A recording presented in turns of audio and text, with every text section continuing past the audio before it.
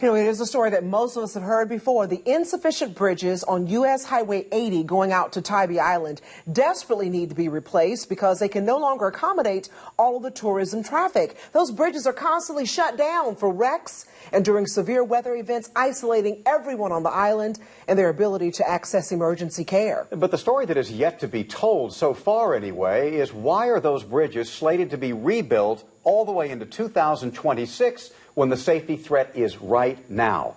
Our Elizabeth Rollins has been investigating this project for months and found out it's been buried by what appears to be a lot of red tape.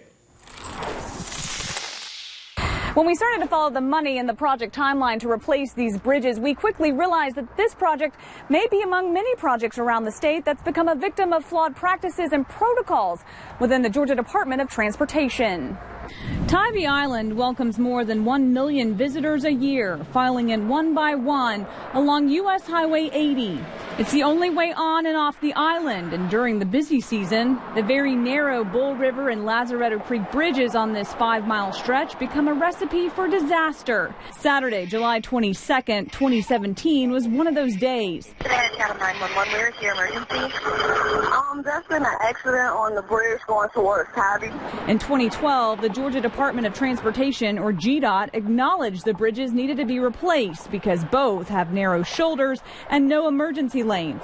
The Lazaretto also has structural issues. It scored a 41 out of 100. The Bull River scored a 61. Anything below a 50 can be prioritized on GDOT's list to be replaced sooner rather than later.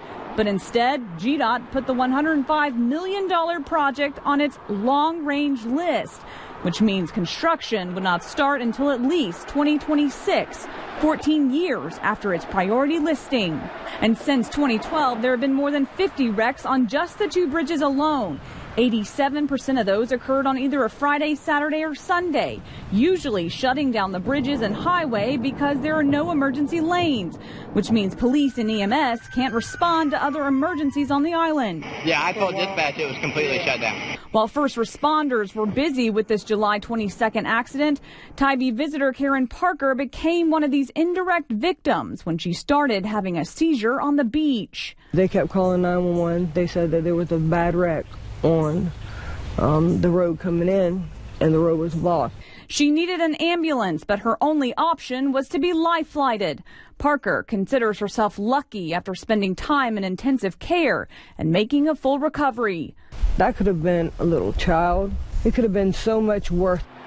This federal highway is only eligible for federal funding, which means there is no say at the local level. Once Georgia receives its federal share, it's all up to GDOT to decide which federal projects can wait and which ones are funded next. And Tybee Island Mayor Jason Buelterman has been pushing GDOT to expedite this project for years. That's frustrating because what we were told just a few years ago was that construction could start 2018, 2019, or 2020. GDOT decides on a timeline after they score and select projects using a performance-based criteria, overall goals, and stakeholder feedback.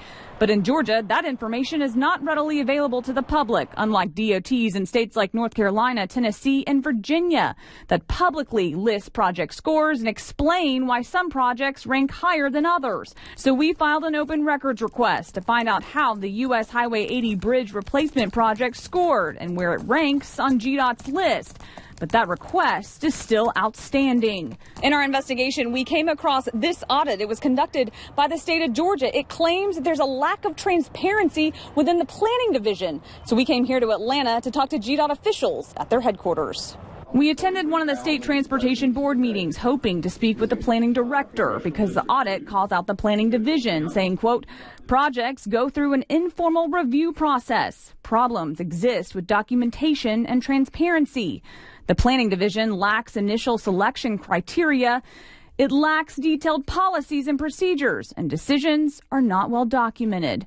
The planning director was unavailable after the meeting, so we went to the commissioner. I came across an audit that said you guys, aren't being transparent about the prioritizing process. I certainly understand that audit and its findings, but I'd certainly disagree that we do and are very transparent, the most transparent that we've ever been. But we still question their transparency because we still don't have their prioritization list or information about how projects are scored. We We did find that nearly a dozen federal projects in the Savannah area are slated to be funded and completed ahead of the bridge replacement project, and they all directly benefit the Port of Savannah.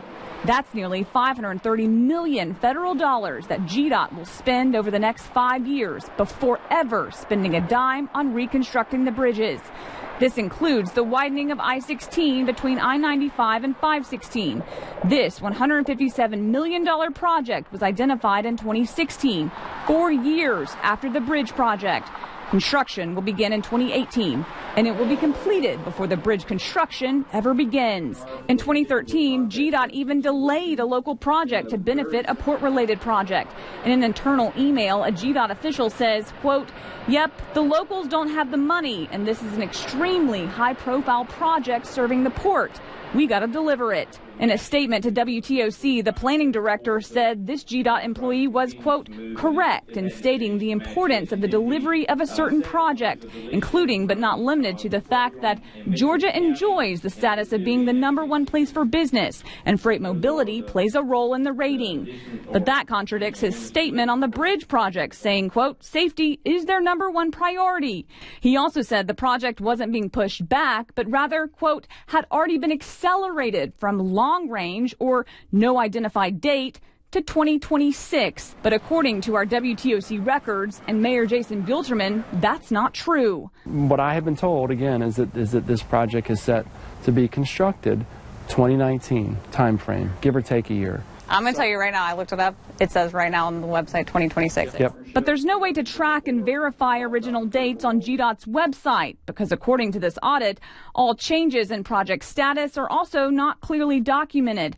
As a result, it's difficult to determine the extent to which projects have been delayed or advanced or the reasons for changes. This has been the single most frustrating thing that I've ever dealt with. It's because it's hard to get answers. It's hard to find out when these things are actually going to happen. And the frustration for Karen Parker amounts to a $14,000 bill she received for being life flighted, more than 14 times the average cost of an ambulance ride. They say I should have taken an ambulance. I said, well, I would have if there wouldn't have been cars in the middle of the road wrecked. And the safety threat is overwhelming as long as this remains on GDOT's long-term list. That's very unfortunate. This is about safety. This is about people's lives. Are y'all assuming the liability of what could happen to those lives on Tybee if something shuts it down? Well, listen, people have to be accountable, and safety is #1 for us. We take that very seriously. We're very much focused on making sure that people are safe. We've made safety improvements. And while improvements like the restriping of the Bull River Bridge have been made, the commissioner and planning director are also yielding to the thousands of drivers on the road, saying, quote, "We cannot overstate the importance of driver behavior in reducing these crashes." It's an expensive project, but waiting nearly 10 years also comes with a hefty price tag because there will always be someone bearing the cost of these dangerous bridges. Why? Why is it not being done? If you don't want to put the money into the road, give me the $14,000 to pay for that bill.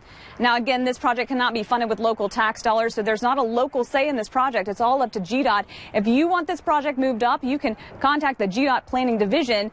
If you want more transparency overall within Georgia Department of Transportation, you can contact your state senator or representative. It's up to the Georgia General Assembly to establish statutory requirements to make sure that the department is being more transparent. Reporting from the Bull River Bridge, Elizabeth Rollins, WTOC News. Right now, GDOT is wrapping up the second phase of this 5-phase project, which includes the tedious environmental permitting process. The preliminary engineering should be completed within the next year, but the right-of-way is not slated to begin until 2024. And again, as you heard Elizabeth say, construction not scheduled to begin until 2026.